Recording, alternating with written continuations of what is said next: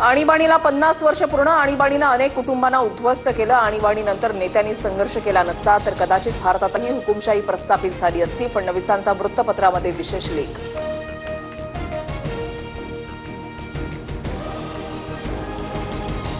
भाजपचा ढोंग करू नये.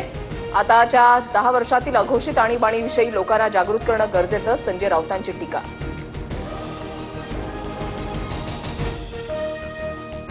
विधिमंडळाच्या अंदाज समितीचा राजेशाही थाट. खासदार आमदारांसाठी चांदीच्या थाळीमध्ये भोजन. एका आमदाराच्या भोजनावर राज्य विधिमंडळाकडून 4,500 रुपये खर्च.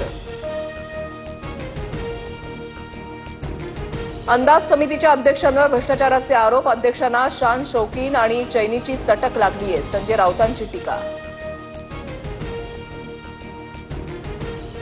किरीट सोमय्यांनी मशिदीमध्ये जाऊ नये. सोमय्यांच्या मशिदीमध्ये जाण्यामुळे कायदा सुव्यवस्थेचा प्रश्न निर्माण होतो. मशिदीवरील भोंग्यांच्या मुद्द्यावरील बैठकीमध्ये अजित पवारांच्या सूचना.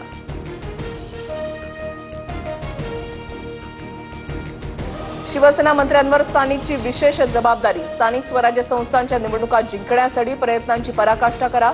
शिंदेंचा मंत्र्यांना कानमंत्र. शक्तीपीठ महामार्गाला मंजूर झालेल्या 20,000 कोटींपैकी 10,000 कोटी पालिका निवडणुकांसाठी वापरले जातील. संजय राऊतांचा आरोप. अजित पवारांच्या